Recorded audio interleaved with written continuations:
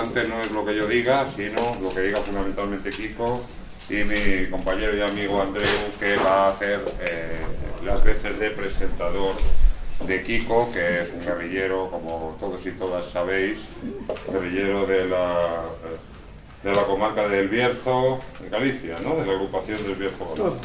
Un poco todo. En primer lugar, agradecer a la Plataforma contra la Impunidad del Franquismo por habernos cedido este local en las circunstancias tan complicadas en nombre de Casa Roja y también de Iniciativa Comunista, teniendo en cuenta que este acto lo teníamos previsto ya desde hacía bastante tiempo. Ya habíamos estado hablando, Andreu y yo, de poder contar con la presencia de Kiko, que en principio estaba previsto para Casa Roja, pero como el Estado no da puntada sin hilo, pues desgraciadamente el martes desalojaron Casa Roja en la calle Encomienda 16.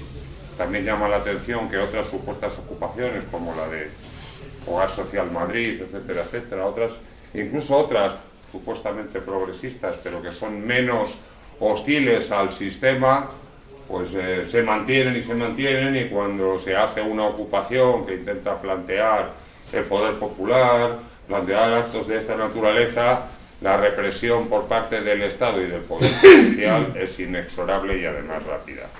Entonces, dar muchas gracias a la Plataforma contra la Impunidad del Franquismo por habernos cedido el local.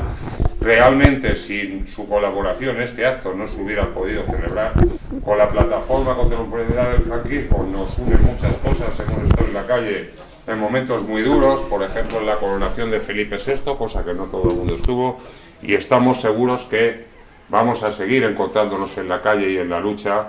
El apoyo de los y las comunistas, los y las revolucionarias de todas las generaciones es fundamental para cambiar esta sociedad que sufrimos, y en ese sentido estamos seguros que vamos a tener una trayectoria junta de trabajo y de apoyo para empujar la historia hacia otra cosa muy diferente a lo que tenemos ahora. Y simplemente decir que el motivo por el que nos planteamos este tipo de acto no es solo ni tanto una rememoranza del pasado y de dar un homenaje merecido a todas aquellas personas y generaciones que en los momentos más duros mantuvieron la llama de la lucha popular, la lucha antifascista, la lucha revolucionaria a lo largo de estos 80 años desde el golpe de Estado de 1936, sino también para hablar un poco también de legitimidades, de coherencia, para que la lucha que han tenido todas las generaciones, que hemos visto morir a nuestros compañeros, encarcelar, morir a nuestros familiares en las cunetas, sufrir a la gente en las calles, tenga también una proyección de futuro. Y sin más, os dejo con ellos. Es un placer para nosotros contar con Kiko aquí entre nosotros y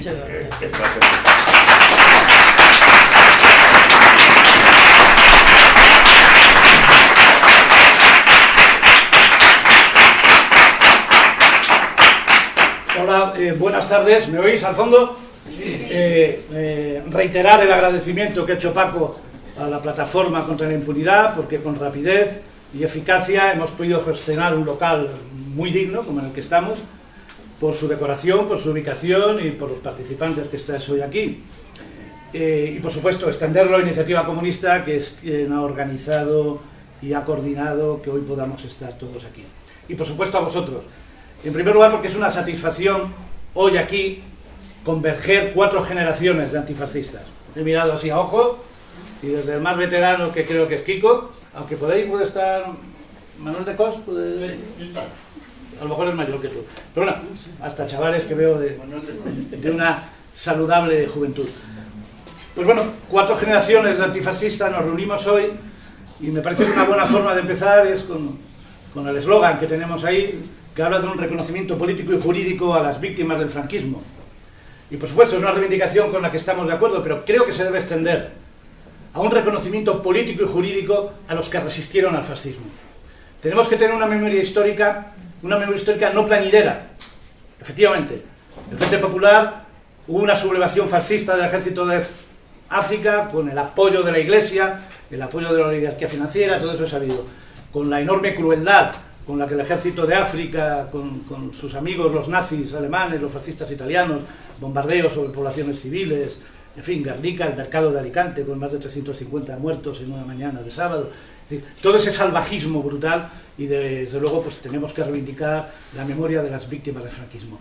Pero debemos reivindicar también una memoria de un pueblo que en julio del 36 no se sometió al fascismo, que se alzó en armas, y lo que podía haber sido un pronunciamiento al estilo decimonónico, donde el ejército de África cambiaba de gobierno y ponía una dictadura militar o restauraba la monarquía, no fue así, porque el pueblo organizado y en armas frenó al fascismo en las principales poblaciones del Estado español y mantuvo 3 años de lucha heroica contra las dictaduras nazifascistas de Italia, de Alemania y el fascismo en el Estado español, e incluso el fascismo portugués también cooperó activamente en la lucha contra el Frente Popular y los trabajadores del Estado español. Y eso yo creo que es algo que debemos tener, 80 años de memoria de resistencia y de la que debemos enorgullecernos. Porque lo primero que tenemos que tener claro es que aquí hubo un régimen fascista durante 40 años, régimen fascista que se perpetuó hasta nuestros días. Por tanto, son 80 años donde desde luego existen razones y motivos para continuar con los métodos que en cada momento haya que aplicar según la correlación de fuerzas, según los factores políticos y sociales que se quieran analizar. Y hoy tenemos la biografía, porque pocas personas pueden, por una cuestión ya puramente cronológica, es decir, los 80 años de resistencia al fascismo los ha vivido Kiko, y los ha vivido en primera persona, cuando el golpe del 36 ya tiene 11 años.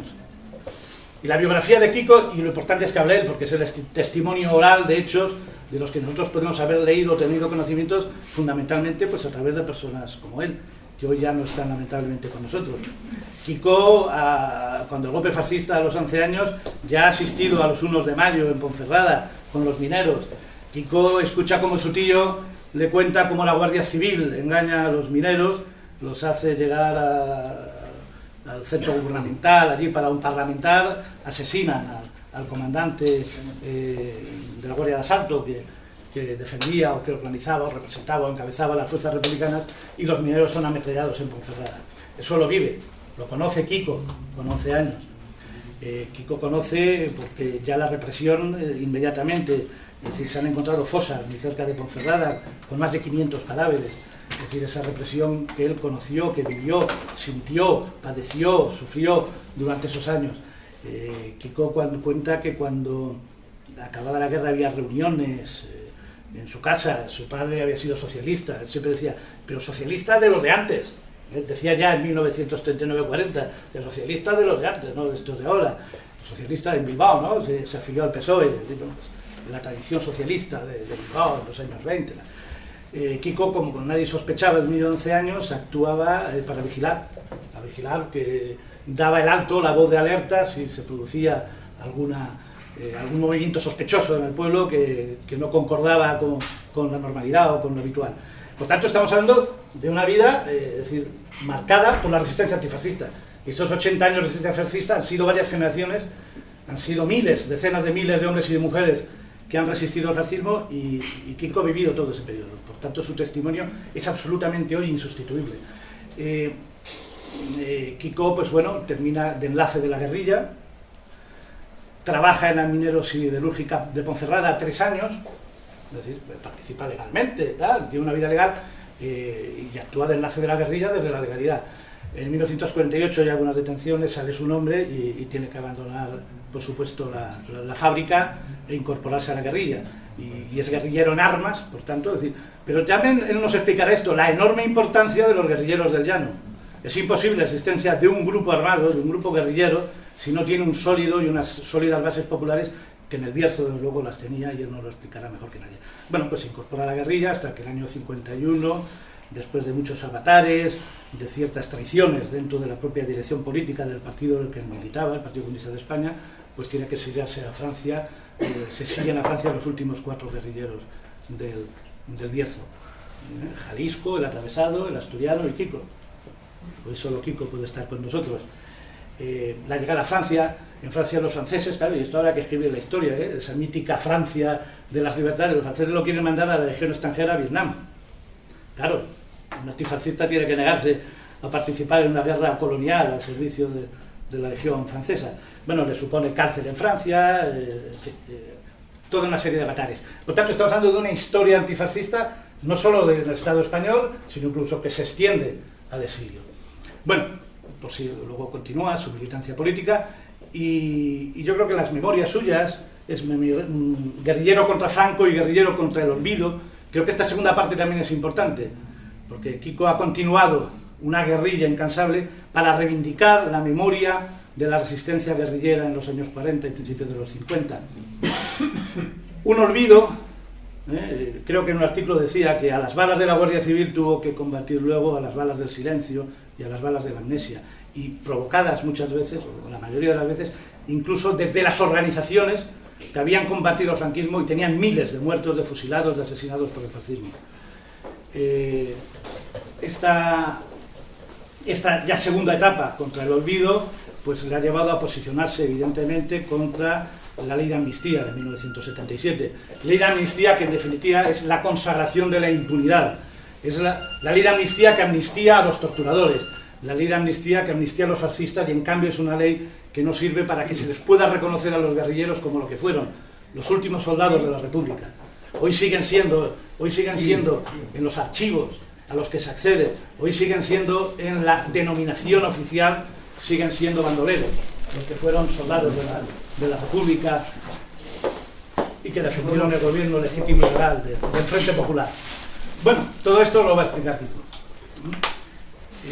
Esa ley de amnistía permitió, entre otras cosas, la continuidad de los aparatos de Estado, de todos los elementos represivos del Estado fascista. Es decir, fue un proceso político, el llamado de reforma de transición, pilotado desde el Estado, donde el último secretario general del movimiento es el primer presidente del gobierno democrático. Comentaba comiendo con Kiko, dice, hoy posiblemente vendrá Manolo Blanco, aquí tenemos a Manolo Blanco, es decir, cuando las famosas elecciones democráticas del 15 de junio, elecciones que no fueron convocadas a Asamblea Constituyente, aún había presos políticos en el Estado español que no pudieron organizarse, ni pudieron presentar ni posición de campaña, porque como Manolo Blanco y otros muchos estaban en la cárcel, y no salieron hasta finales del 77. Ese proceso político no puede atar a la generación antifascista de hoy, en absoluto. La Constitución del 78 se elabora en un ámbito de miedo. Primero, es decir, las capitanías generales están en manos de connotados militares fascistas. Hay 3 capitanías generales donde hay militares que han participado en la División Azul. Cuando la Comisión Constitucional, surgida de esas elecciones ilegítimas, es decir, en técnica constituyente, es decir, una dictadura no puede pasarse a un régimen distinto si no es a través de un proceso constituyente por un gobierno provisional. Aquí no fue así. Aquí el movimiento pilotó en todo momento la reforma con el apoyo del ejército. Y los que tenemos ya algunos años nos acordamos cuando la Comisión Constitucional en secreto estaba elaborando esta Constitución del 78, que hoy pretenden que sea el dogal que nos ate políticamente para el futuro. Cuando decían, de esto no se puede hablar, el ejército dice que no, el artículo 2 sobre la unidad territorial tiene que tener esta redacción, etcétera, etcétera. Por tanto, el recuerdo de la memoria histórica y de que aquí no se rompió con el fascismo y que tendremos que romper con el fascismo, y quizá lo tengáis que hacer otras generaciones, inspirándoos en el recuerdo, en la historia, en la lucha de los compañeros de generaciones anteriores, entre los cuales Kiko es un prototipo. Y todo ello porque tenemos que mantener vivo algo muy importante que en la literatura revolucionaria, la teoría comunista, se ha hablado del hilo rojo. Es fundamental que el hilo rojo no se rompa, el hilo rojo que une generaciones y el hilo rojo que une territorios, el hilo rojo que nos hace internacionalistas y que todas las luchas del mundo antiimperialistas sean las luchas también nuestras, el hilo rojo que hace que la historia de Kiko sea la historia que vosotros tenéis que continuar. Aquí tenéis a Kiko, a Francisco Martínez López, que es el testimonio que importa hoy.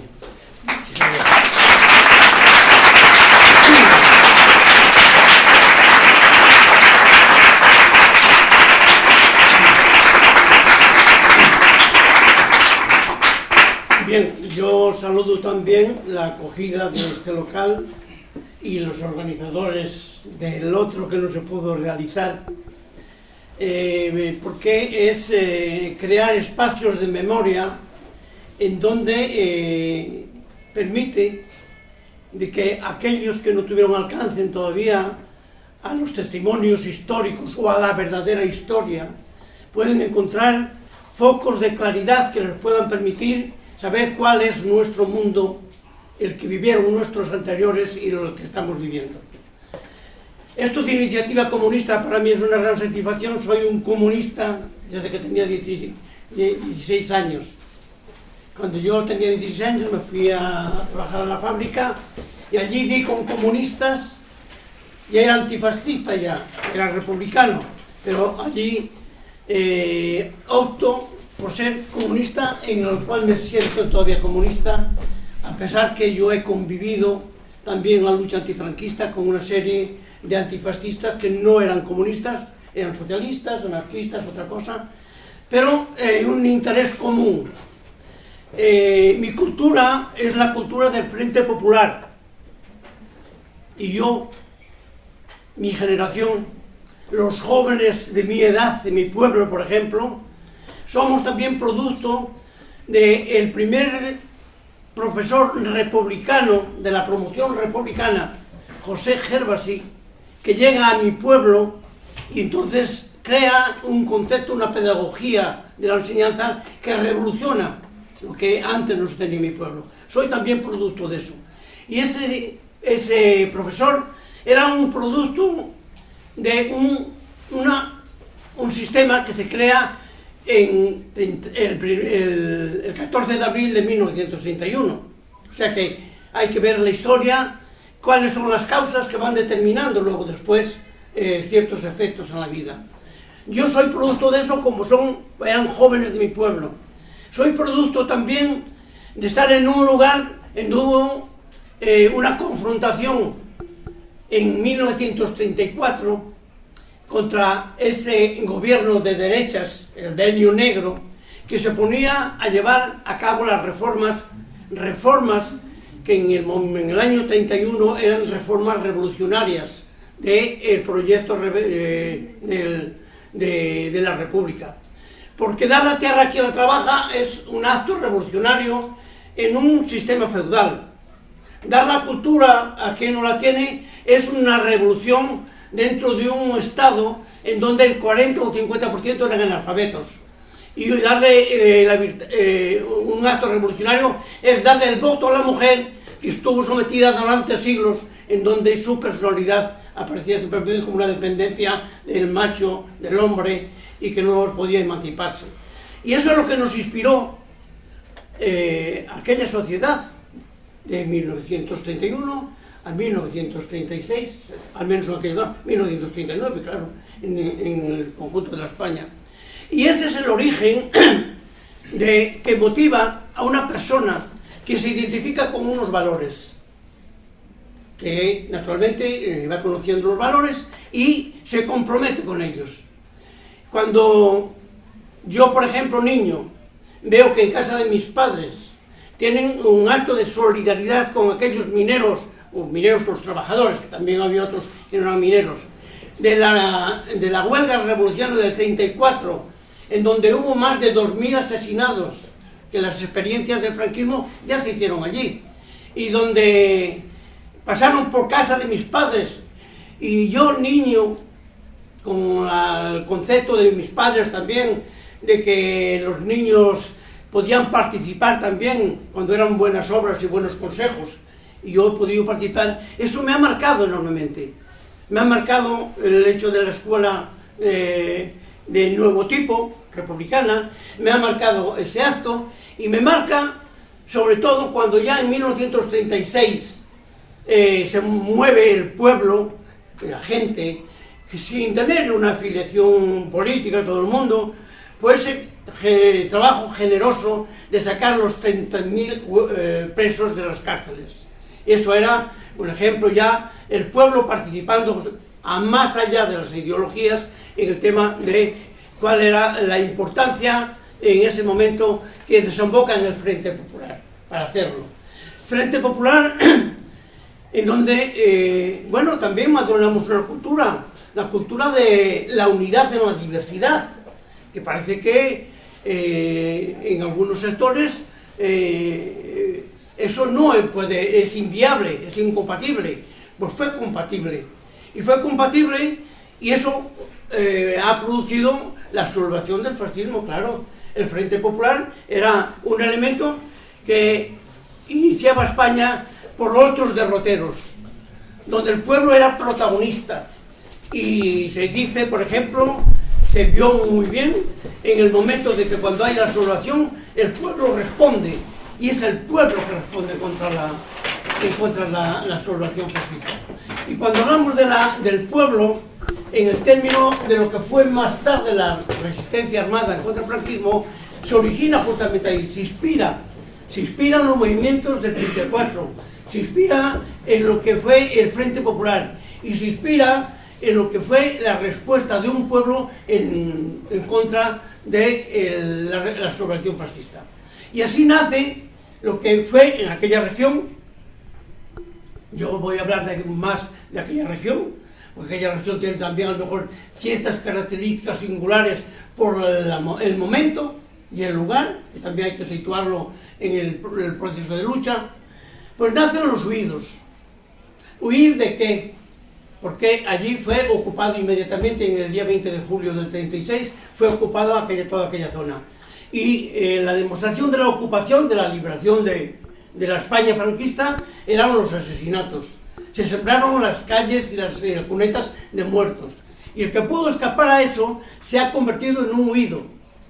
Y ahí empezamos a jugar un papel los niños, por ejemplo, que tampoco en la historia se habla del papel de los niños en procesos revolucionarios, o en procesos históricos, o las mujeres, que muchas fueron a la cuneta también, porque se habían destacado justamente todo aquel concepto de liberación que veían en la República, han asumido también su propia autoliberación y su emancipación. Y entonces ahí empieza un proceso de lucha en aquella región que es de la otra. ¿Se ve?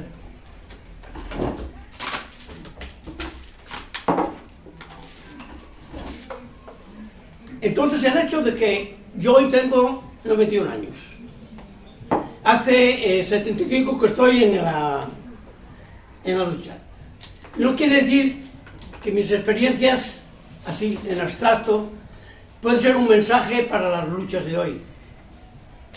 Hay que tomarlo como experiencia, hay que tomarlo como trayectoria en torno a un proceso que todavía no se ha depurado completamente. Y eso podemos analizarlo, de que todavía aquel proceso que nace con la sublevación del franquismo, del fascismo concretamente, tiene consecuencias históricas. Y las consecuencias las estamos sufriendo hoy. Yo sería el mensaje que podía transmitir, algunos mayores ya lo conocen, aquí Manuel de Cos conoce todo eso tan bien como yo, mi hermano sabe lo que es la tortura y lo que es el fascismo, y bueno, y otros muchos exactamente igual, que podrán saber lo que ha sido el fascismo, que lo han vivido. Pero muchos jóvenes, si no se les hace una transmisión histórica en condiciones del testimonio de quien lo ha vivido, no solamente del dolor, en plan victimista, sino en plan de valores. ¿Qué le da dignidad a una persona? No es que sufra. El sufrimiento no le daba dignidad, el sometimiento tampoco, pero la rebeldía en contra de la injusticia sí le da dignidad, de luchar contra la injusticia. Y las injusticias del 36 se manifiestan a lo mejor en el 2016 de otras formas, pero que tienen las causas allí.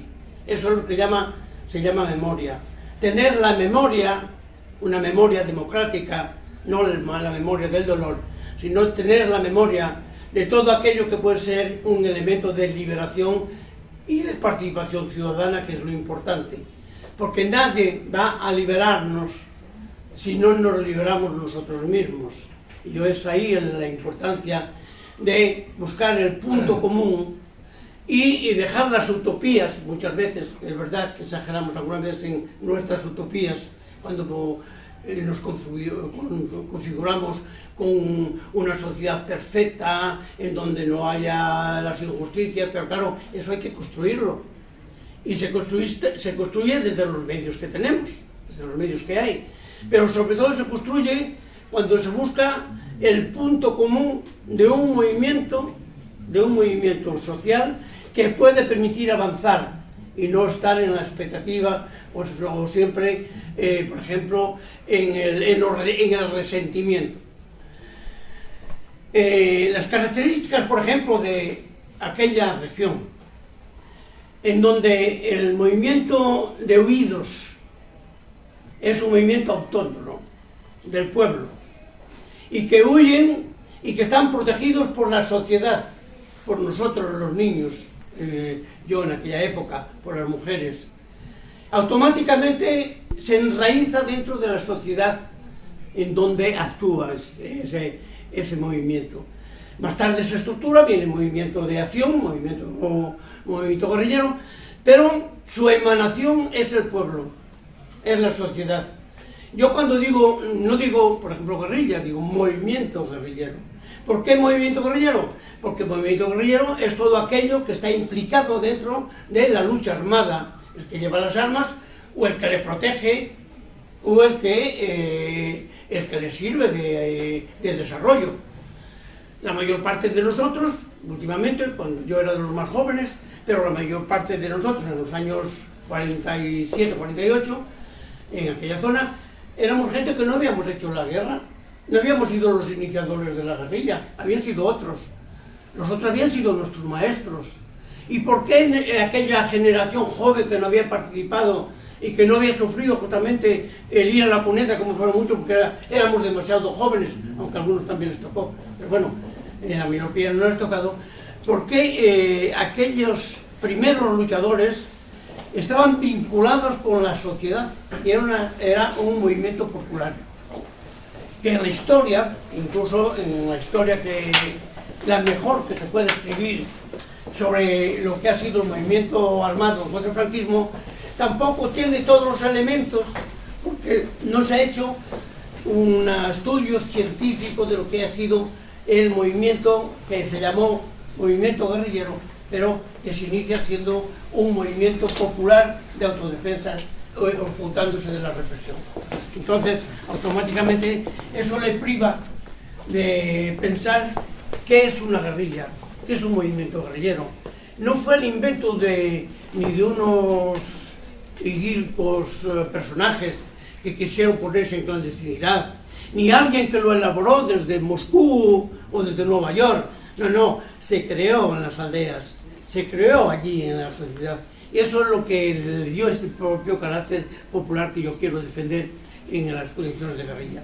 Porque ya digo, incluso cuando se hacen narraciones de lo que fuese el movimiento guerrillero, se hacen, en la mayor parte de los casos, a partir de 1944, cuando luego después del ensayo del Valle de Orán y se hace penetración, entonces parece ser que aquí tuvieron que venir los franceses, los polacos, los rusos, a hacer el movimiento guerrillero. Y no es así.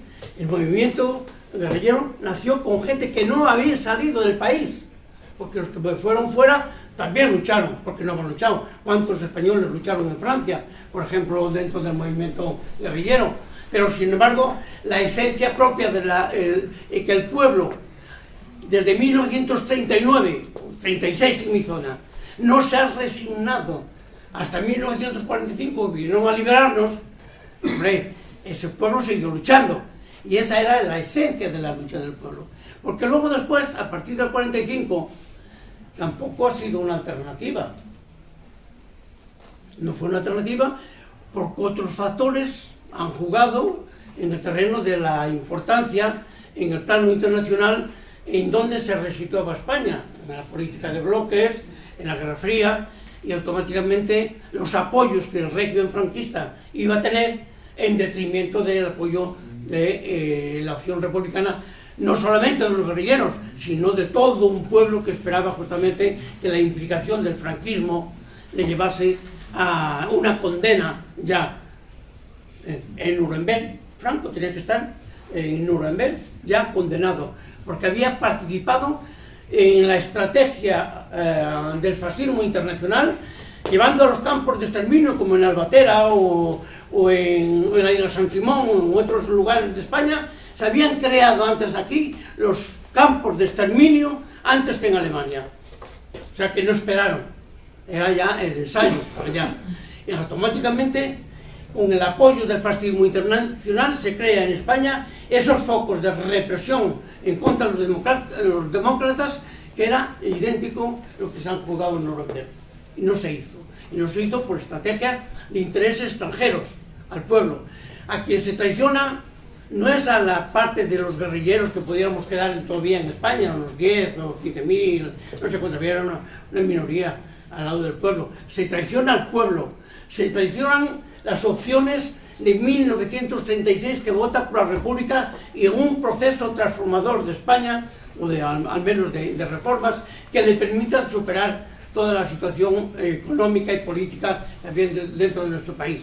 Y se traiciona justamente toda esa esperanza que, bueno, que el pueblo tuvo hasta el último momento. ¿Qué pasa? Todo esto es una realidad histórica que hay varios factores que pueden jugar, pero desemboca en una situación de que Franco dura 40 años en la anomalía, pero dura 40 años, 40 años de represión, 40 años de dictadura, 40 años de asesinatos, sigue asesinando, y aquí se violan los derechos humanos, hay crímenes de lesa humanidad en todo el periodo del franquismo, ya no solamente en el inicio, que podría decir era para ganar la guerra, pero ganó la guerra, ganó la confrontación, pero sigue con esa victoria de la confrontación para ir siguiendo, asesinando, matando, torturando. Y entonces esa violación de los derechos humanos no se contempla, y no se contempla en muchos análisis que deben de contemplarse. Entonces toda esa situación desemboca que era inviable. Llega un momento que el desarrollo después de la guerra mundial, el desarrollo de Europa y tal, España vivir en autarquía en esas condiciones es inviable. Entonces hay que facilitar un proceso que, bueno, que al menos le dé otro carisma a la dictadura. Una dictadura de otra forma, con títulos diferentes. Entonces se organiza el proceso de lo que llaman la transición. ¿Quién protagoniza la transición? Todo el equipo del franquismo, todo el aparato del franquismo, todos los bienes económicos que los franquistas habían acumulado, es la base fundamental económica y política que determina una transición. Y al pueblo no se le da la palabra. Esa transición se negocia. Y la negocian cúspides sin haber consultado con el pueblo. El pueblo es verdad que necesitaba un mínimo de libertad, por poca que fuese, pero lo que el pueblo no necesitaba era que se comprometa su patrimonio histórico, su dignidad de haberse confrontado con la dictadura, y si algo se debía a la libertad, a una cierta libertad, era ese pueblo que no se ha resignado, porque si hubo asesinatos durante todo el proceso de la dictadura es porque había resistencia, no porque había conformidad con el régimen. Y sin embargo, pues claro, en la transición todo eso no aparece. Y no aparece, y una cantidad de aspectos quedan pendientes. Y estamos viviendo, todavía, 30 y tantos años después de la transición, en donde los crímenes que se han cometido es impugne, ¿quién los ha cometido? El régimen franquista. No se anulan los procesos, donde había procesos, que en una gran parte no había procesos, pero en donde hubo procesos, eran procesos inventados, no se quieren anular. O sea que esas personas siguen siendo delincuentes. Los que estuvimos en la lucha armada seguimos siendo bandoleros en esta famosa democracia tan idílica, y automáticamente hay una falta de justicia, lo que es lo mínimo, justicia universal, derechos humanos, que los crímenes de lesa humanidad no prescriben, y que automáticamente no puede ser impune personas que desde el Estado, su Estado, se han dedicado a asesinar sin escrúpulo y que se sabe quiénes son y a quién ha asesinado y hay impunidad. Eso es lo que llamamos ahora memoria democrática. Y memoria democrática para la justicia, pero también para recobrar una cierta ética de valores. Saber por qué ese pueblo luchaba. Y eso es el origen. El origen. Luchaba por aquella república, aparte de que hubiera luego después partidos que tienen una posición más elevada. Yo era comunista, sigo siendo comunista, y tengo toda la utopía para acabar con la sociedad de explotación, pero es una concepción idílica en el momento.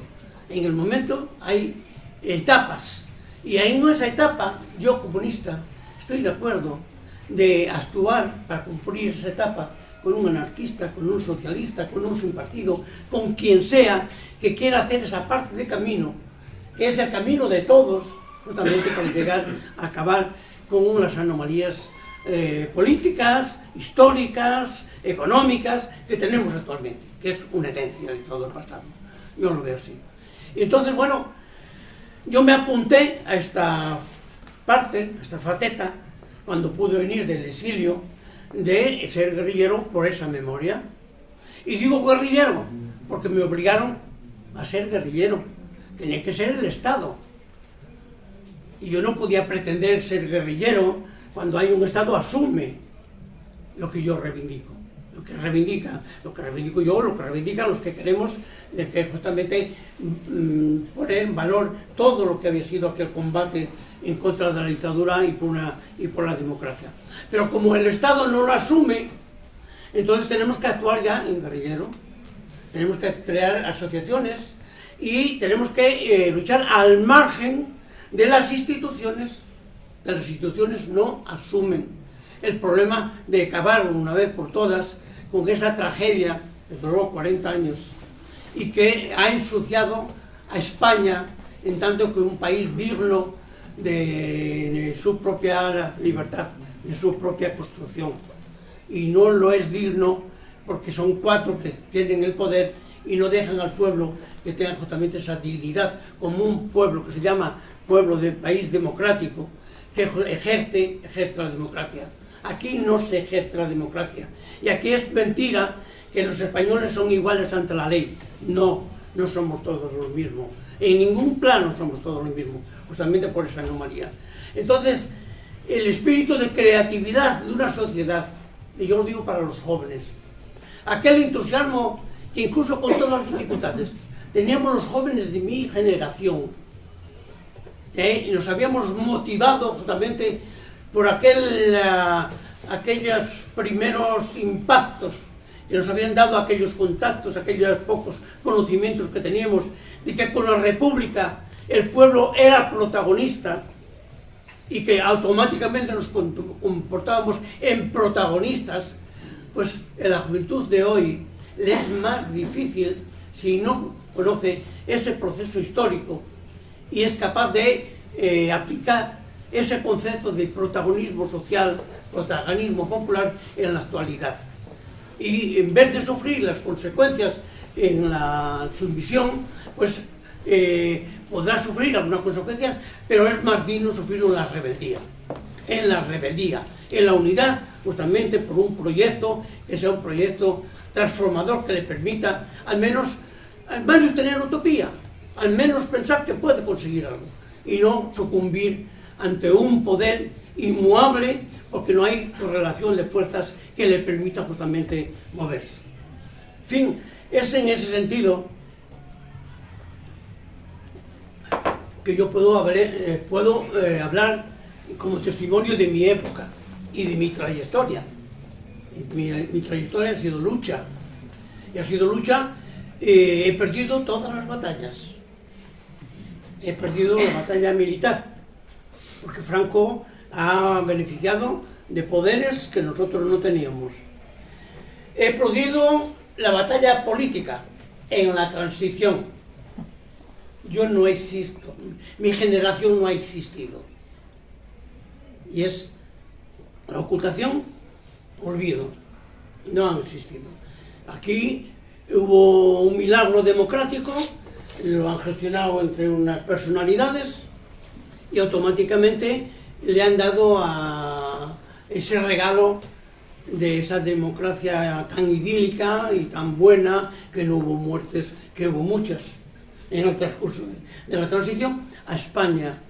Y entonces automáticamente le dan el veneno para que se conforme, es en ese sentido.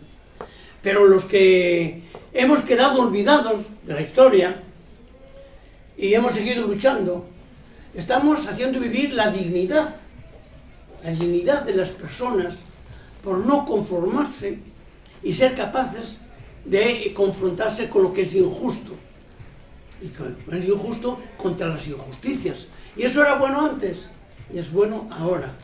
Y esta juventud necesita justamente conocer la historia, conocer todo lo que ha sufrido este pueblo, no para lamentarse, que el lamento no le lleva a una victoria, sino para extraer cuáles eran los valores, cuál era la cultura que motivaba a aquellas generaciones de mi época y de otras épocas, la anterior también, de motivarse y arriesgarse con todos los peligros que era implicado de aquella. Ahora a lo mejor habría menos peligros y ser más protagonistas, ser más activos, y poder incluso aprovechar ciertas circunstancias que son más flexibles. No digo que sean más buenas, pero son más flexibles que luego en aquel momento, y poder hacer valer lo que es la justicia social, lo que son los derechos humanos, lo que es una serie de elementos que están pisoteando cada día, poco a poco, con apariencias justamente que no son correctas. Y esa es la trayectoria. Y el movimiento guerrillero no ha hecho héroes, ha hecho personas productos de aquella época. Yo no he sido más héroe que puede ser otra persona. El hecho de, si tengo algún mérito, es de poder vivir tantos años, 91 años, que muchos no han llegado. Pero si héroes hubo muchos, fue el pueblo en colectivo. Aquellas mujeres que torturaban hasta la muerte. Allí en mi región, muchas mujeres fueron asesinadas, se aplicó la ley de fuga, y hombres, y que fueron a la tortura, y que sabían muchas cosas, y que fueron a la tumba, fueron a la muerte, y esas cosas quedaron, y la policía no los pudo resolver. Esos son los héroes. Y a mí no me han torturado, a otros han torturado, y han resistido justamente eso. Personas que pudieron haber sido una tragedia, y sin embargo han resistido la tortura, y algunos de ellos fueron a la muerte, y eso. Ese era el heroísmo del pueblo. Eso es lo que daba los valores, esos valores de dignidad, que yo creo que es el orgullo de un pueblo que en ese momento hizo frente al fascismo en esas condiciones, a pasar de todas las traiciones que nos han hecho desde el mundo internacional hasta nuestros propios dirigentes. Han traicionado ese sentimiento popular que fue el causante del mantenimiento de estabilidad. Yo es lo único, el mensaje que podría pasar, no otro. Relatos de la guerrilla, pues como otros relatos. Estar en persecución permanente, es muy triste ver que hay los camaradas, los compañeros, yo los he visto, es triste, pero todo es triste. En España todo fue triste durante los 40 años, hasta el último momento, antes de la muerte de Franco. Los asesinatos, eso hace parte de la misma cosa. Entonces no hay héroes ni villanos, hay producto de un pueblo en un momento determinado que se determina por jugársela o es pasivo y automáticamente otros hacen la historia en su plaza. Esa es la cuestión. Y yo pienso que es lo que hay que retener de la historia. Desgraciadamente, todo eso hace de que tenemos una historia adulterada, una historia en donde los libros de texto pasan de largo cuando se habla de la República. Hubo una república así en el 14 de abril del 31, pero en algunos lugares, que yo lo he podido contemplar, pero claro, después hubo la tragedia de la guerra, o sea que la república fue la tragedia de la guerra. Otros revisionistas hablan de que la confrontación civil empezó en el 34, porque los trabajadores de Asturias y de Barcelona y otros lugares salen a defender lo que era un proyecto republicano legal, la aplicación justamente de las reformas que la República había proclamado. Y la defensa de eso no es hacer la guerra civil, es defender justamente ese proceso republicano. Y hoy se lee a Pío Moa o a otros revisionistas, pues claro, que se resitúan de que la guerra civil empezó en el 34. Empezó con la sublevación del 18, para eso lo han celebrado durante 40 años, y algunos todavía creo que lo celebran el 18 de julio, porque es el signo justamente de su sublevación, que les ha dado una victoria con el apoyo que normalmente no era el apoyo del pueblo, pero tuvieron una victoria que les ha permitido seguir celebrando el 18 de julio durante 40 años más, hasta que hay esta otra época, que es la transición, pero que queda vivo. Quien dice Franco ha muerto, pero el franquismo quedó vivo. Y al quedar vivo, pues claro, nos reglamenta la vida, nos reglamenta esa transición, fueron los protagonistas, y no solamente eso, todos los problemas que actualmente estamos contemplando, la corrupción. Con Franco hubo familias que se han hecho archimillonarias, han esquilmado el pueblo, y esas mismas gentes son los que llevaron a sus hijos a las universidades, esos millonarios, con Franco, a las universidades, a hacerse jueces, a hacerse abogados. Perdona, no todos. no todos. Pero que automáticamente es la élite que ha permitido de ir condicionando nuestro país a tener una democracia sin contenidos democráticos. Y en donde sale la corrupción. Está en las esencias propias de su origen, del origen franquista. No es casual. Entonces, claro, ahora podemos decir, sí, es que estos son muy malos. No, estos son el producto de aquellos.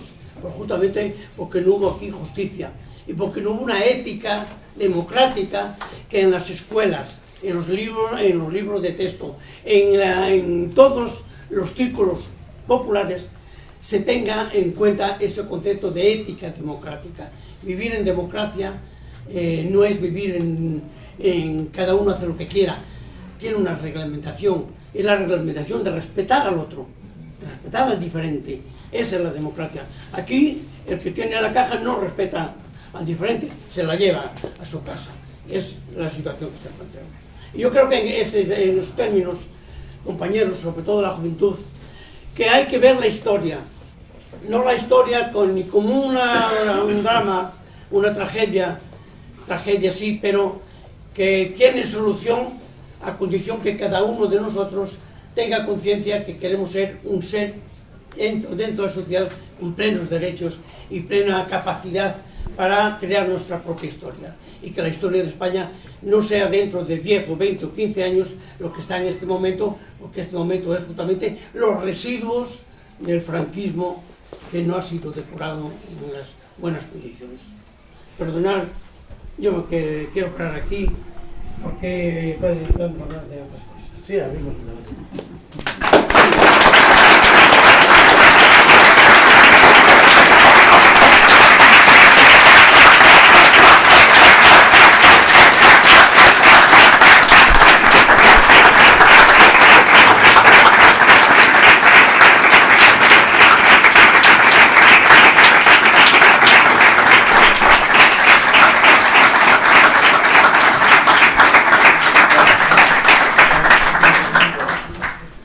Si os parece, abrimos un turno de palabras para que le formuléis a Kiko todas las preguntas que queráis sobre lo que queráis, que seguro que tendrá la cumplida respuesta de su larga experiencia y lucidez verdaderamente asombrosa a los 91 años.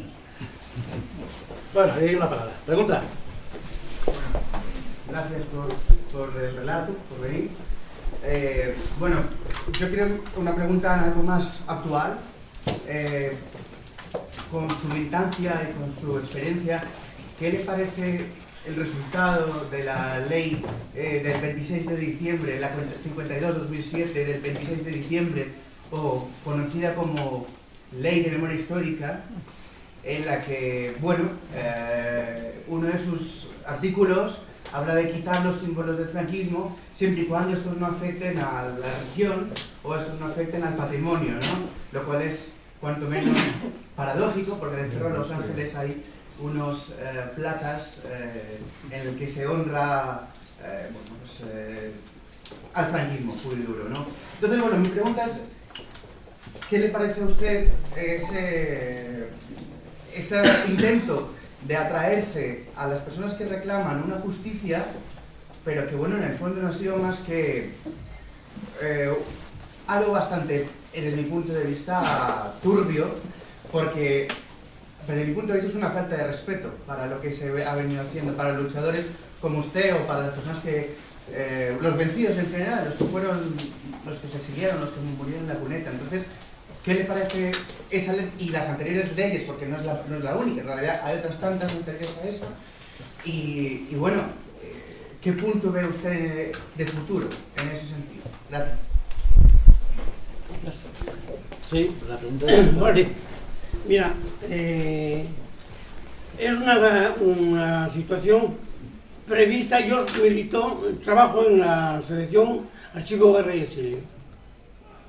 Estábamos en todo el proceso de las reivindicaciones justamente de una ley, ya desde el 99, hemos elaborado un proyecto, un anteproyecto de ley que la hemos más o menos hecho aprobar por algunas instituciones locales, provinciales, de comunidades, y vehicular ese concepto de esa reivindicación de una ley que reconociera a los guerrilleros como combatientes de la República para todos los efectos, que se anularan los juicios sumarísimos, que todavía se permanecían, que se creara un archivo civil, nacional, en donde todos los archivos de la represión estuvieran allí, que pudiera cualquiera ir a consultarles, cuestión que todavía no tenemos. En fin, había toda una gestión hecha ya desde el principio. Hemos hecho un congreso aquí en Madrid en el año 2000, 2 días con la guerrilla. Hemos hecho una caravana de la memoria en el 2000 que duró un mes recorriendo toda España. Ahí está Manuel de Cos, que estuvo en todo ese jaleo también, los 30 días que duró la caravana. En fin, hubo una cantidad de gestiones. Esta asociación, que yo sepa, es de las primeras asociaciones memorísticas que nacieron en el 96. Y a partir de ahí, pues hace una cantidad de gestiones de memoria reivindicativa, fundamentalmente pensando que, despertando el interés de una parte de la sociedad, que puede llevar al Parlamento a que tomen decisiones si hay voluntad. De aquella estaba el PP en el gobierno, pero en el año 40 y en el 2000, desde el 2004 al 2007 está el Partido Socialista, y el Partido Socialista habíamos tenido algunas relaciones con ellos, y me acuerdo el primer gesto de Zapatero cuando es elegido, dice: habrá una ley de memoria. Pensábamos que aquella ley de memoria era la emanación de la reivindicación tal como lo habíamos descrito. Entonces fue una ley de memoria, obviamente, que condene los crímenes del franquismo como crímenes de lesa humanidad, que anule los juicios sumarísimos, que, en fin, que haga ilegal el franquismo y que haga legal la democracia, con plenos derechos, con los derechos humanos. Y eso fue el primer gesto de Zapatero cuando vino al gobierno. Crea una comisión en la cual estaba María Teresa de la Vega gestionando el tema de la Comisión para la Memoria Democrática.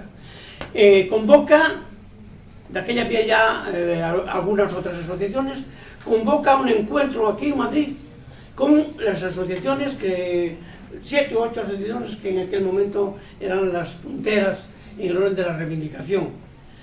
Y automáticamente, para pedir el consejo, las asociaciones lo tenían claro que había que anular los juicios sumarísimos, condenar el franquismo por los crímenes de lesa humanidad, darle a los guerrilleros como a otros el reconocimiento de que eran luchadores por la República, y ese archivo que era importante para que la sociedad tuviera acceso a lo que son los archivos de la represión.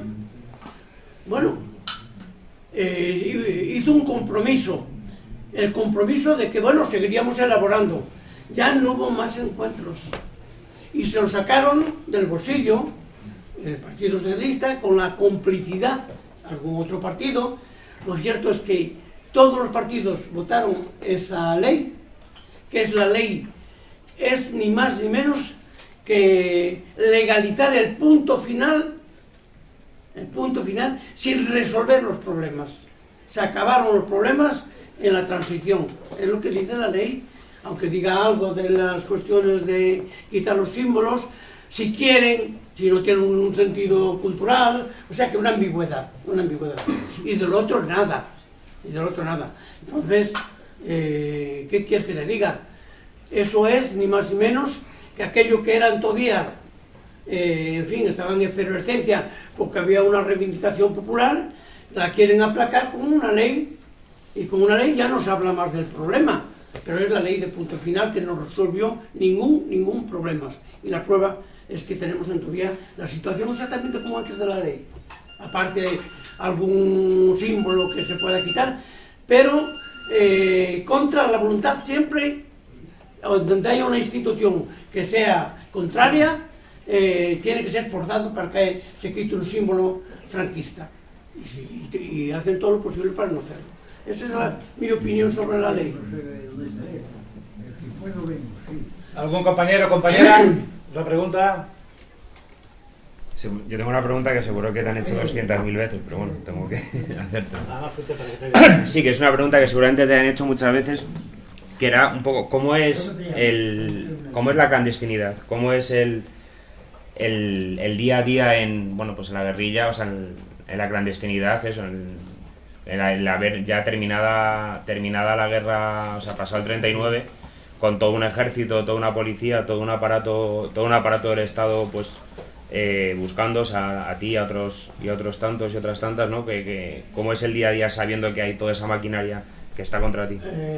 Es una prueba muy diferente vivir no en clandestinidad. La clandestinidad en colectivo te obliga, por las propias condiciones de la clandestinidad, a desarrollar los elementos más importantes de convivencia, de solidaridad, compañerismo, dignidad, compromiso. Eso en la clandestinidad se cultiva como un elemento fundamental de tu existencia. Lo que en una sociedad libre, más o menos libre, bueno, que no estás en clandestino, todos esos elementos puedes tenerlos como cultura, pero no como ejercicio cotidiano. Nosotros lo teníamos como ejercicio cotidiano. La convivencia con las personas, éramos una guerrilla urbana, donde yo, era urbana. Estaba en nuestro reglamento, pero estaba también en nuestra cultura, de cuando conocías a una persona que se incorporaba nuevamente a la clandestinidad, cuando ibas a una casa que te acogían y que iban a trabajar contigo en todo el trabajo de la clandestinidad, automáticamente la adoptabas ya como un compañero y con un respeto sin igual, porque era el ejemplo, ibas sembrando el ejemplo de esa conducta que tenía que ser intachable.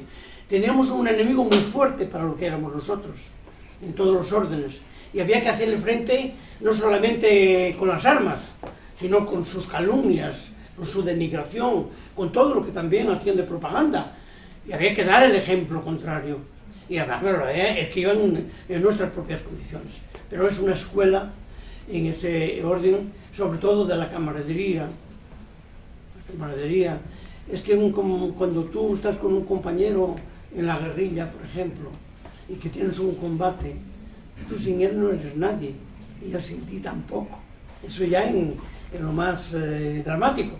Pero luego pues en la convivencia, estar conviviendo, eso es tu familia, los compañeros tu familia, las casas donde vas, bueno, ese cariño, además el hecho de estar en la clandestinidad, de estar en ese riesgo continuo, también despierta un cierto sentimiento en las personas, en las mujeres que iban a sus casas, las mujeres y hombres, de que te adoptaban como alguien ya de casa, de su familia. Y eso a otra persona en el Galia no tiene necesidad de hacerlo, pero con nosotros hacía. Es una experiencia que no os aconsejo de hacerla, no merece la pena de crear ahora un movimiento guerrillero, pero que es una experiencia que debemos transmitir también, acompañado a esos valores que eran por los cuales nosotros estábamos en esa lucha. Hay dos palabras, una de Román y luego un compañero dos filas detrás. Román. Buenas tardes a todas y a todos. Para mí, sencillamente, es una alegría que una persona de mi generación, aunque me lleves algunos años, creo que estás haciendo una labor, hoy hablo, más que todas las organizaciones, manteniéndote con esa claridad y esa lengua. Pero yo te voy a hacer una pregunta, porque yo, que he sido más bien cobarde toda mi vida, por eso no he estado en la guerrilla, me tiré 40 años, guerreaba con todos los bichos del campo, pero no con los que estaban. Pero yo te voy a decir una cosa. Yo que empecé a luchar a mi aire, y sigo, porque yo creo que el 36, para mí, sigue exactamente como tú ahora has dicho, el franquismo para mí sigue exactamente igual. En las cosas que has dicho, en las que la sociedad no capta, en valores, humanidad, en todas esas cosas que...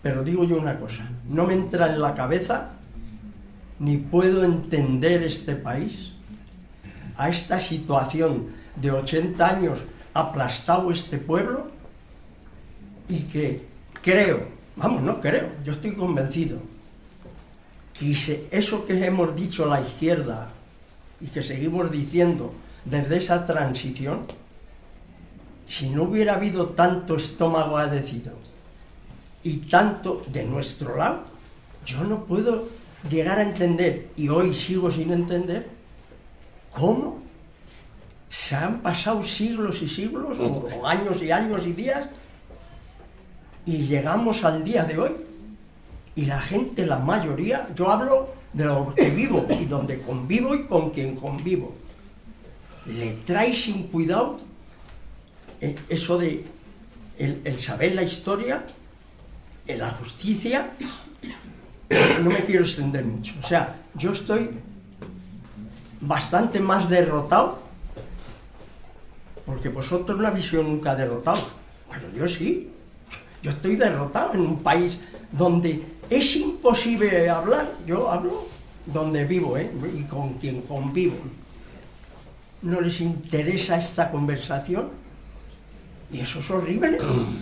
Que no nos interese, no me alargo más porque para eso estás tú para hablar, pero quiero decirte, si vale para algo, mi no entender cómo este país estamos en esta situación. No me entra en la cabeza, no, por más que tengo buenas compañías a mi alrededor, y no voy a señalar ni voy a decir nombres, y he aprendido, porque yo me tiré 30, 40 años que estaba, bueno, no sabía nada, era un imbécil. Pero cuando empecé a saber lo que era este país, era de los pocos gilipollas que, aunque me haya salvado de cárceles y de palizas, estaba y estoy siguiendo en la lucha. Pero que la gente, es que no le interesa. A mí lo que me asusta es que a la gente no le interesa el tema de que se haga justicia y que se haga el reconocimiento, y que los fascistas estén el fascista en el puesto que les pertenece, y los gilipollas como yo en el que nos pertenece también, y no este marimán que hay. No me alargo más. No sé si me has entendido o vale a alguna pregunta.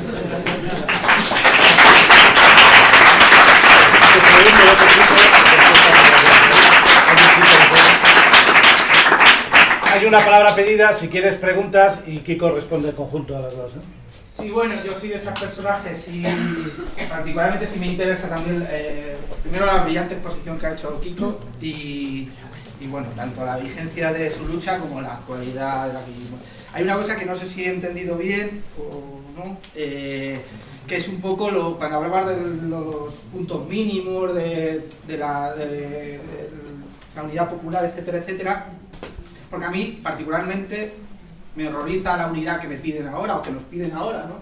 Que viene por los medios de comunicación, por Podemos, etcétera, etcétera, que esa unidad lo que nos implica, los mínimos que nos piden son auténticas aberraciones, ¿no? Yo creo que si me imagino que Kiko y Andreu van por los mínimos que yo quiero exigir para unirme a la gente, para luchar, que van por la amnistía de los presos políticos, que va por la salida de la OTAN, que va por el mantenimiento de los servicios públicos, que va por la amnistía de todos los presos políticos, de los cuales ahora mismo yo creo que la mayor construcción que se puede hacer ahora son cárceles, porque pisos ya no se van a hacer cárceles, porque cada día nos asombramos con nueva gente que va entrando en la cárcel, ¿no? El Bógalo, está el Bucanero, los otros, los Dragoto, otros que están a punto, tal. La pregunta mía es la siguiente: ¿cuáles son los mínimos que estamos que estamos dispuestos a ceder, tanto en la actualidad como los que tú ves?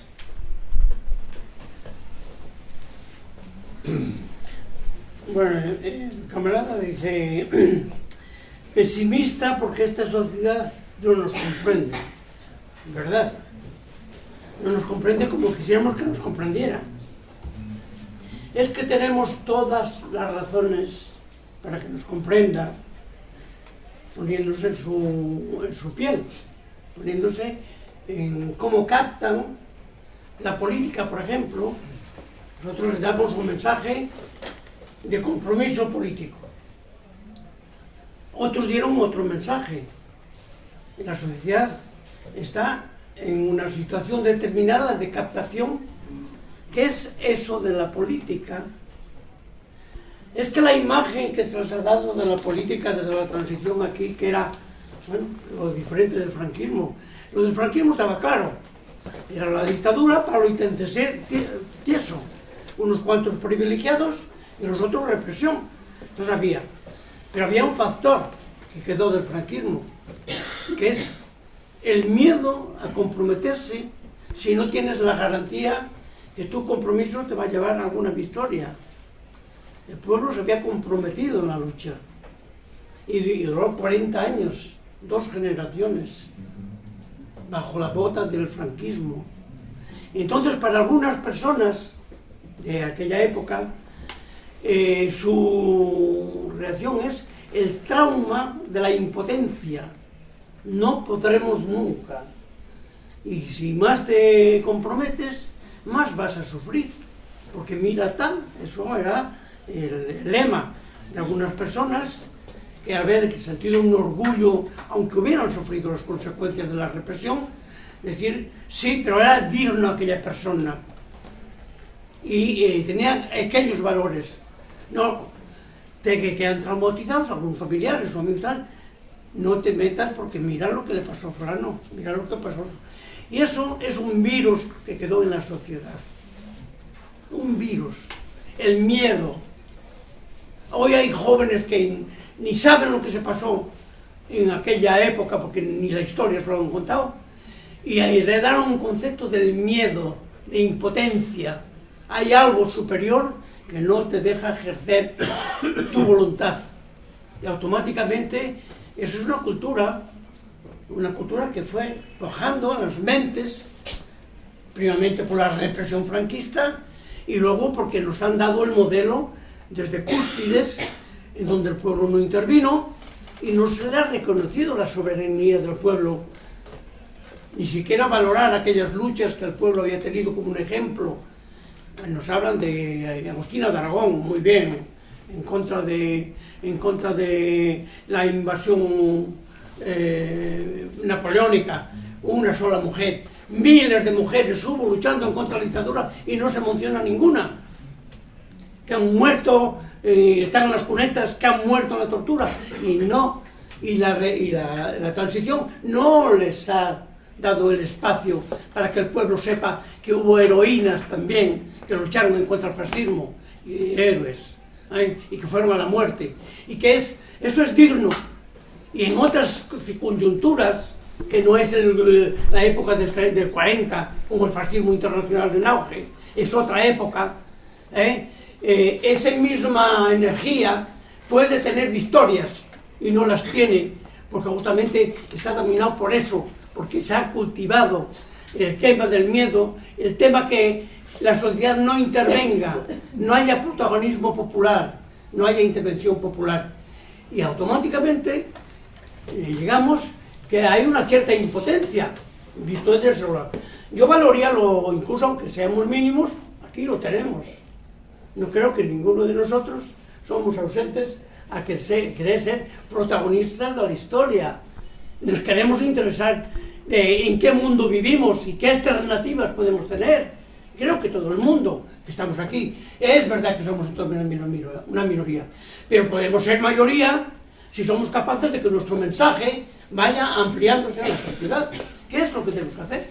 Ser mensajeros de los valores democráticos, de los valores de convivencia, del derecho a existir en una sociedad libre, donde no tenga las cortapisas en cada momento.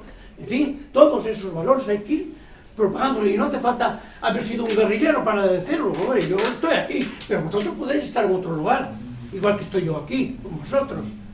Creo que el problema, yo no tengo el monopolio de la palabra, no lo quiero tener, ni de la transmisión. La transmisión de valores es de cada un ciudadano que se siente digno y que los conoce y debe transmitirlos. Claro, para hacer contrarrestar aquellos valores del miedo, del temor, de la impotencia y de la obediencia, justamente a los poderes que dominan nuestra sociedad. Y por ahí podemos cambiar la situación, camarada. ¿Qué te parece? ¡Viva la República! Hombre, y aquí tenemos además hoy dos compañeros que siguen, bueno, tenemos muchos más, pero dos compañeros de Málaga que vinieron hace 2 días porque en la Audiencia Nacional los habían citado pues por el rap, ¿no? Por eso, en fin, ese estilo que, bueno, nos gusta más o menos, pero que contiene una carga de manita revolucionaria. Bueno, pues esos compañeros, sigo tu ejemplo, Kiko, de desobediencia, de resistencia y de dignidad. Es decir, que así, eso es la transmisión generacional, y no otra cosa. El tema de la unidad. Yo no pienso que la unidad de cúspides es la unidad, bueno, puede favorecer, pero no es la unidad que el pueblo va a encontrar su emancipación. El pueblo se puede emanciparse de la opresión cuando es capaz de comprender que el compañero que tiene al lado, y el otro, que cada uno a lo mejor pues unida en un partido, no molesta a ninguno, pero que tienen objetivos comunes y que son capaces de ponerse de acuerdo y que son capaces, incluso dentro de las instituciones que hay, ejercer una fuerza para que la correlación de fuerzas les sea favorable y cambie. Simplemente vencer al contrario. Y para eso hay que acumular correlación de fuerzas. Y la correlación de fuerzas no es con los componentes de partidos y de cosas, no, ese problema está bien para el Parlamento, pero el Parlamento en sí no libera a la sociedad.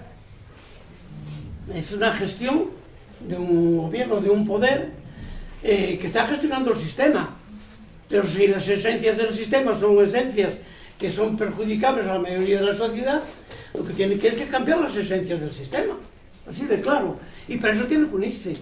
Yo concibo la unidad así, y eso era el Frente Popular, porque en el Frente Popular convergían ideologías muy diferentes, pero había una monarquía,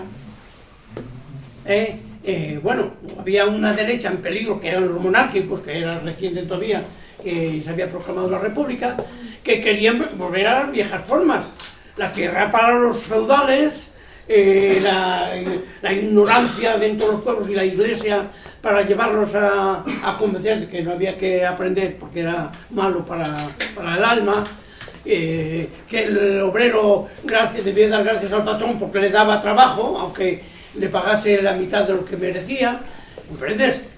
Y hubo la rebeldía, y eso era el Frente Popular. Y para mí, llegar a esa convergencia en el Frente Popular no se llegó desde las cúspides solamente, se le llegó desde el movimiento popular. La revolución de Asturias era eso. En Cataluña ha sido lo mismo, Madrid ha sido igual.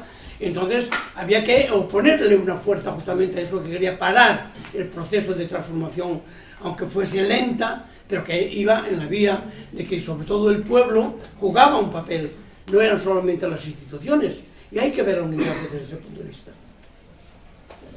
Uno de los puntos importantísimos del Frente Popular, el primero era la amnistía para los presos del 34.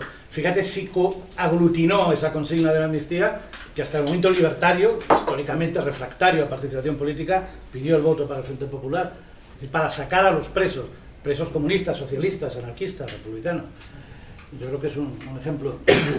Yo ahora le haré una pregunta a Kiko, pero antes haré una intervención, ya que estoy en la mesa, me aprovecho de la situación de privilegio que me ha otorgado Paco por ponerme aquí.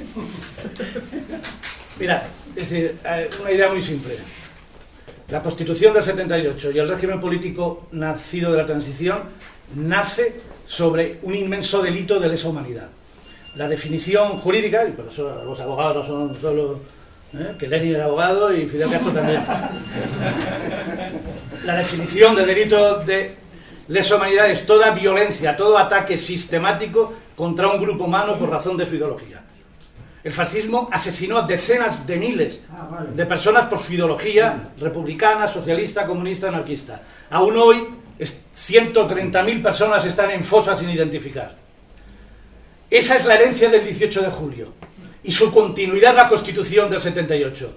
La Constitución del 78, la fortaleza de las instituciones de los que nos hablaban ayer, los que inauguraban una legislatura. Inauguraban una legislatura besándole la mano a un rey puesto por Franco.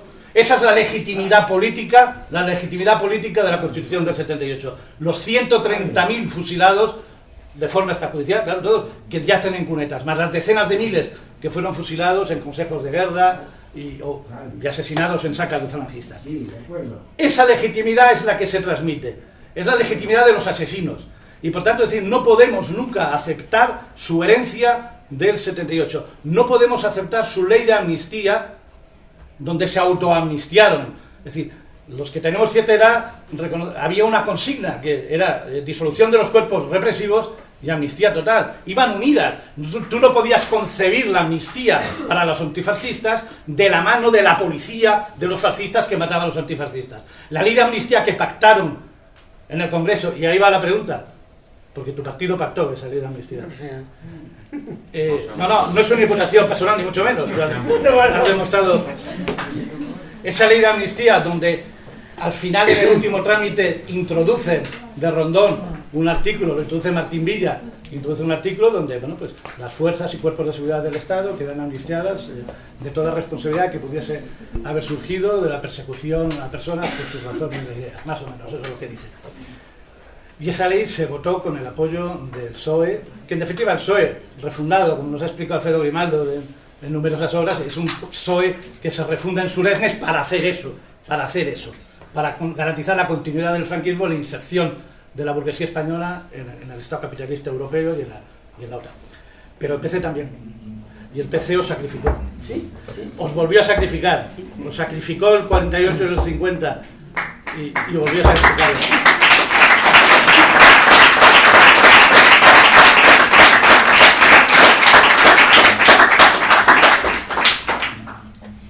Sí. Yo soy miembro del Partido Comunista. Diréis, joder, todo esto. Pues sí. Porque mis referentes comunistas y del partido, y si algo hubo después, es porque han usurpado el concepto de comunismo. Fue usurpado. Y yo no quiero dejar mi espacio, porque es el espacio de los compañeros que he visto caer, que han muerto ya, y que sabían, o sabíamos que íbamos a morir, lo teníamos claro. Yo es una casualidad, yo y algún otro, pero lo tenemos claro. Pero pensamos que el morir en nombre de la lucha fundamentalmente, tampoco éramos tan de partido, pero bueno, sí, éramos de partido últimamente, que era una manera de contribuir también al honor de un partido que iba a liberar a España. Tenemos toda esa ilusión. Y sin embargo fue cómplice. Bueno, para mí, ya en aquel momento hay ciertas anomalías, que ya las he denunciado, ya las he dicho, que tampoco se puede, desde la lejanía, desde el exterior, ser capaces de dar el modelo perfecto en donde no conoces, donde no existes. Una cuestión es la utopía, donde te puede conducir, otra cuestión es que tú le marques el camino en un espacio que no conoces.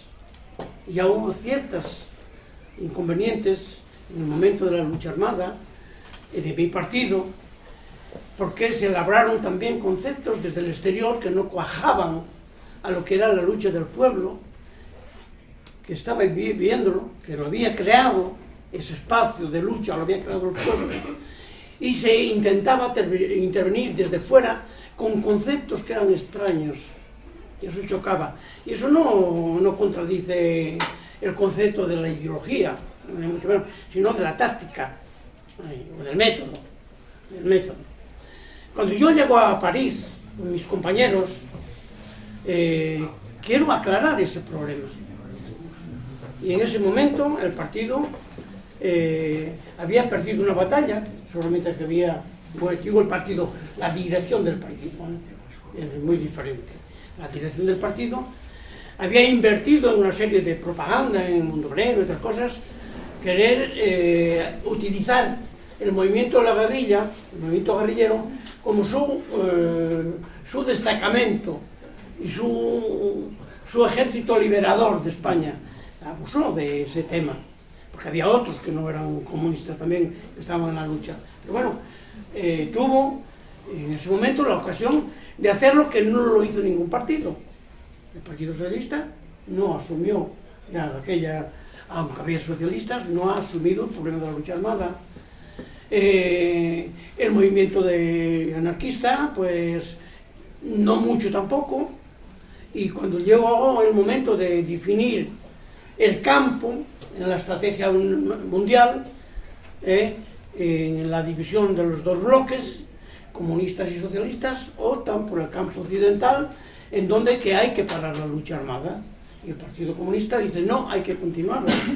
Los que nos sentíamos comunistas, y algunos socialistas y anarquistas que también quedaron, que no obedecieron a esa consigna, y creían que estábamos vinculados con el pueblo, que había que temporizar y seguir luchando, pues hemos seguido luchando convencidos por el espacio que nosotros estábamos y un compromiso popular que era muy amplio, que no es el que estás en un lugar que no tienes vínculo con el pueblo y decides de ti solamente.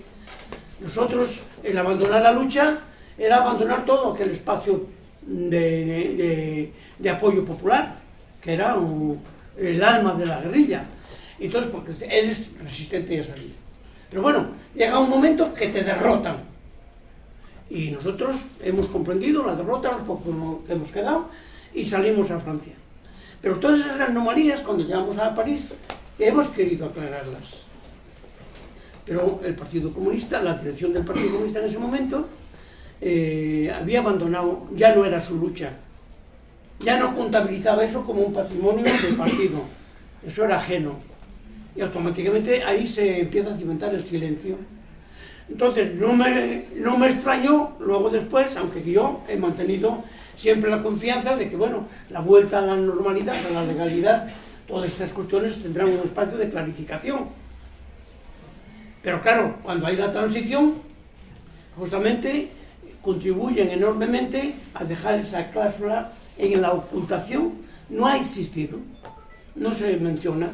No hay, ¿no? Entonces, es la orfandad completa del partido de Salvación. A partir de ese momento yo empiezo a trabajar, yo y mis compañeros. Por eso estamos en una asociación. Hemos creado ya una plataforma, una asociación, antes de llegar aquí, antes de venir a España, en París, para dirigirnos a ese parlamento que se había creado, a ver si asumían o no asumían, y a todos los partidos políticos. Todo el mundo nos ha dado la espalda. Entonces creamos la asociación. ¿Y por qué una asociación? Porque la asociación no tiene el compromiso partidista. Y al no tener el compromiso partidista, puede asumir toda la reivindicación. Y hemos planteado todas las reivindicaciones en ese sentido. Y yo sí, digo, tengo divergencias. Tengo divergencias con ese comportamiento. Pero es que mi cultura, los sentimientos que yo he cultivado con mis compañeros, con mi vida, 70 y tantos años de vida, con gente que lo estaba dando de todo, me va a impedir a dejarles mi espacio libre a 4 burócratas. Yo digo no, en tal caso habrá que decir, habéis usurpado lo que son las esencias de un partido que tuvo más méritos que fracaso, porque al fin y al cabo tuvo la gran generosidad de dar vidas por la causa, para que otros a lo mejor abusen ahora de los títulos para darle la espalda a esa propia causa. Yo no se la doy, por eso estoy en combate. Y yo estoy en combate justamente por la verdad. Y a mí la verdad tiene 50.000 comprensiones. Yo digo, la historia tiene que ser clara, verdadera para todo el mundo. Y allá donde tengamos un error, debe de saberlo también la sociedad, porque me puede permitir de corregirlo. Si lo ignora y si yo me afianzo en mis errores, yo estoy completamente defendiendo lo contrario a lo que yo quiero representar. Esa es la situación. Esa es la situación.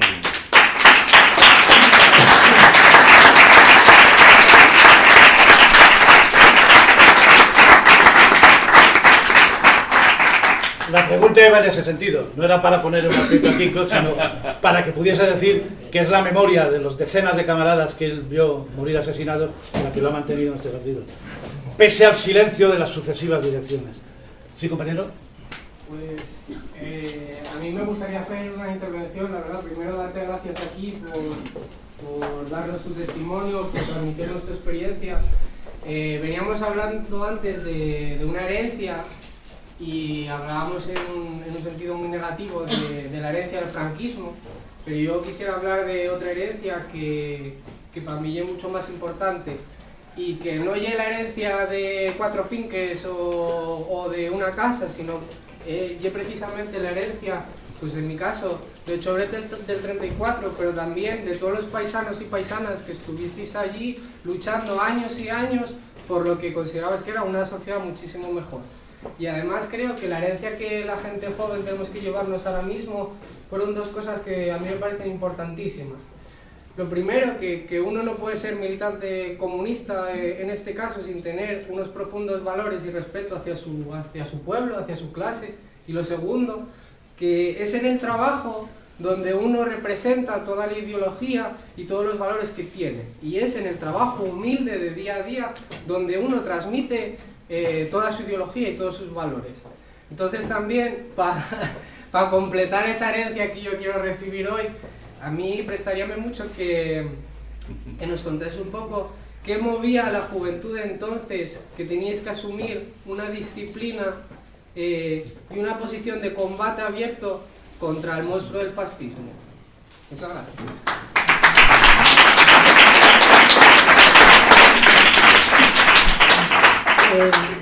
Mira, hay una disciplina que te impone una jerarquía. En un ejército, por ejemplo, tienes que, aunque no estés convencido, aceptas obedecer. En el movimiento guerrillero no había esa obediencia, era la autodisciplina, no nadie te tenía que imponer. Justamente, das en el clavo, porque las divergencias que en mi agrupación hemos tenido era contra esa disciplina que querían imponer. O sea que alguien que no estaba en el combate te quería señalar las fórmulas de vida y las fórmulas de acción. Y nosotros éramos herederos, yo, que era de lo más joven, herederos de cuando llegó el 45, se llevaban 9 años luchando en guerrilla con un pueblo solidario de ese movimiento, porque eran autóctonos y se había creado con el amparo popular, y te vienen consignas con gente que le parecía que lo importante era obedecer a una consigna elaborada por un Estado mayor y que eso era disciplina. Pues yo no he sido disciplinado, nos hemos rebelado contra esa disciplina. Mi agrupación se ha rebelado contra esa disciplina. Y no hemos dejado ni de ser comunistas o anarquistas, que lo sabía, o socialistas. No hicimos ninguna renuncia a nuestros principios, pero sí a métodos burocráticos que no corresponden sentido. Pues lo de aquella también es bueno para ahora. Lo que importa es tener un objetivo y tener una ética en la lucha, en lo que se quiere. Y cuando alguien quiera imponerte lo contrario, tener personalidad totalmente para decir no, por ahí no, pero yo no renuncio a mi lucha, porque es mi objetivo. Porque te lo quieran imponer, no vas a renunciar a la conquista de tu objetivo si ves que tienes las condiciones de conseguirlo. O sea que yo, para un revolucionario, para alguien, para una persona que quiere intervenir en el proceso de transformación, tiene que tener autodisciplina él mismo y el compañerismo, de manera que tenga la armonía suficiente para llevar adelante el combate. Y si alguien por arriba te quiere manipular a efectos de otra cosa, aquí hay una manipulación terrible, el hecho de que la lucha popular muchas veces está sometida a la recuperación de las estancias parlamentarias, por este partido, por el otro o por el otro. Y entonces, incluso querer instrumentar el movimiento popular. Pues hay que escapar justamente a esa instrumentalización, teniendo las cuestiones claras. Y a lo mejor eso también hay que buscar nuevas formas de no caer en la tentación de que otros se tienen que marcar el camino. Habrá que saber qué camino, comprenderlo y ver las fuerzas que te pueden permitir el no ser instrumentalizado. Porque vivimos en un sistema parlamentario con mucho poder y que muchas veces frustran el movimiento popular a través de todas esas maquinaciones que están haciendo desde los parlamentos. Y yo no digo que no sea, haya que mantener el parlamento, pero a lo mejor para otra cosa, no para aprovecharse de la manipulación del movimiento popular, para hacer una gestión en mejores condiciones desde los parlamentos.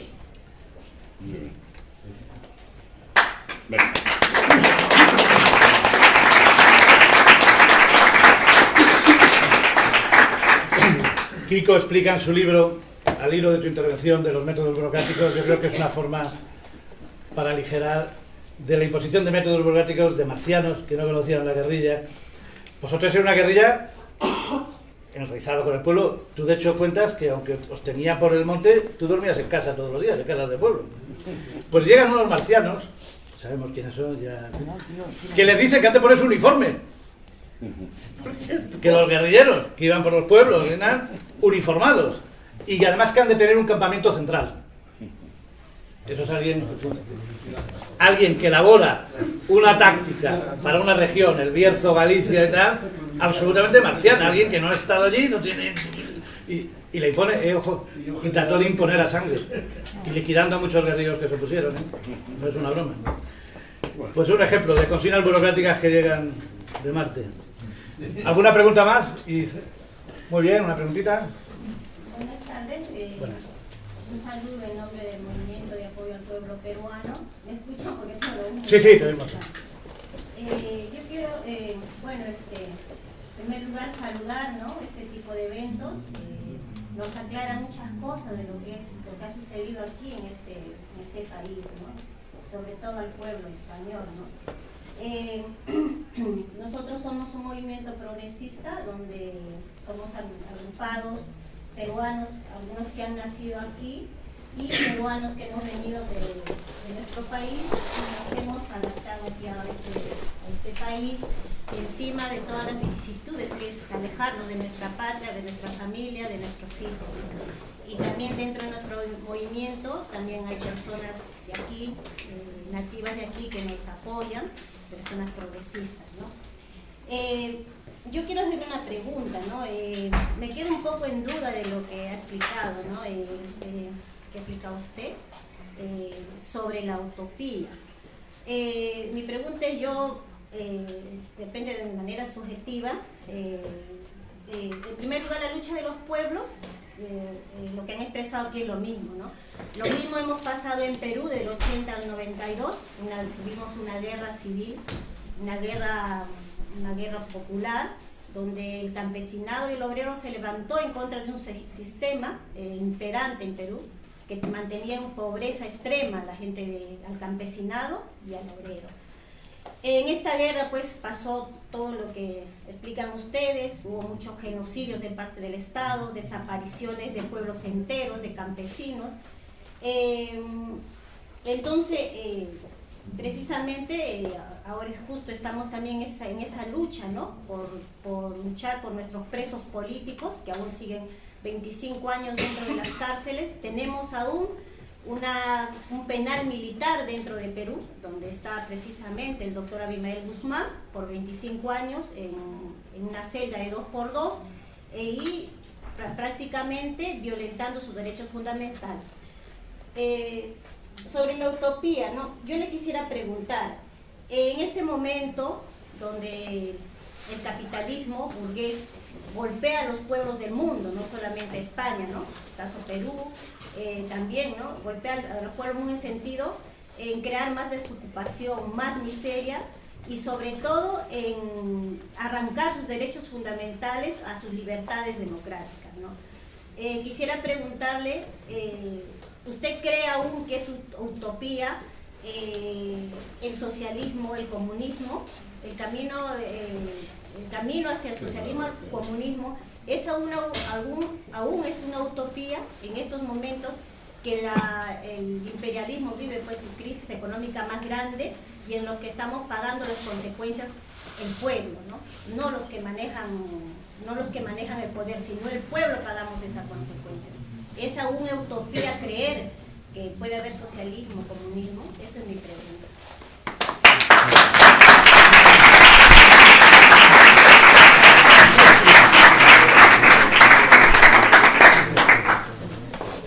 Para mí el problema de la utopía es la imaginación de lo posible, ni más ni menos. Pero eso me ayuda a avanzar, me ayuda a pensar en el futuro. Yo no puedo tener el pesimismo y la fatalidad en contra de pensar que es posible otro mundo mejor. Estará determinado por la correlación de fuerzas, que las fuerzas que sufren las consecuencias de esta sociedad capitalista y cada día con más contradicciones y más miserias, sean capaces de ser protagonistas por avanzar hacia esa utopía, hacia esa posibilidad de otro mundo mejor. Yo no digo que el mundo mejor venga de golpe, hay que construirlo, pero no lo construyes si no tienes confianza en el futuro, si no tienes perspectivas. Y para mí es eso la utopía. Y eso me sirve no para dar un modelo terminado, ni de socialismo ni de comunismo. Yo no sé lo que pasará dentro de un siglo, pero lo que sé que en este siglo tiene necesidad de movimiento hacia la superación de lo actual. Y la superación de actual pues nos llevará a donde otra sociedad quiere llevar. La utopía es indefinible. Y lo posible es indefinible, pero lo que pone ante las personas, ante la responsabilidad de lo actual, ¿cómo lo supera? ¿Con el pesimismo o con el optimismo hacia lo posible? Esa es la utopía, como la veo yo. El mismo tiempo.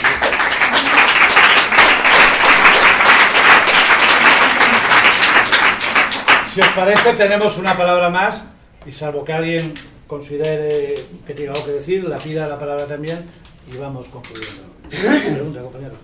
Primero agradeceros a todos, a ti Kiko, que es una maravilla lo que estás haciendo con todos nosotros.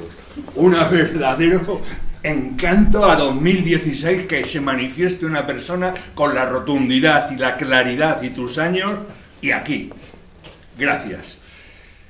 Quería decirte una cosa, de los dos grandes poderes terrenales que hay, para tu juicio, para tu entender, ¿cuál es el que crees que ha hecho más daño a la sociedad? ¿El ejército o la iglesia?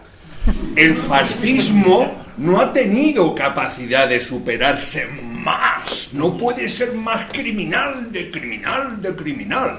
Tiene un tope, criminal. Bien. La Iglesia, en sus orígenes, ha tenido una culpa infinita, diría yo.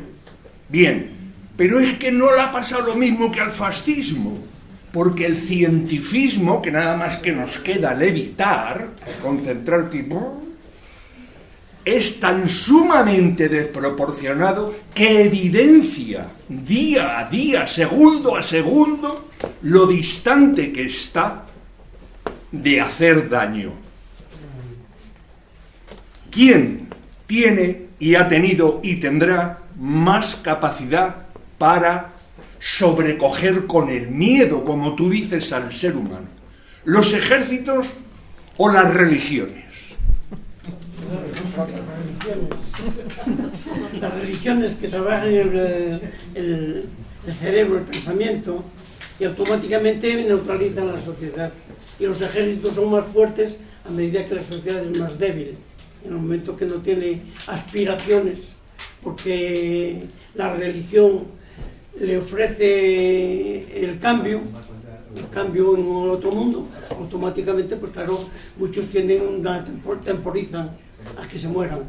Y el ejército es fuerte, pues claro que es fuerte el ejército, pero depende también de los poderes detrás del ejército que lo utilizan justamente para defender unos poderes, que es el poder económico. El poder económico es fundamental también como un poder fáctico que determina también el poder el papel del ejército y facilita el papel de la iglesia, de las iglesias, de las religiones. Según tu pregunta, los peores serían los capellanes castrenses, con la fusión de los dos.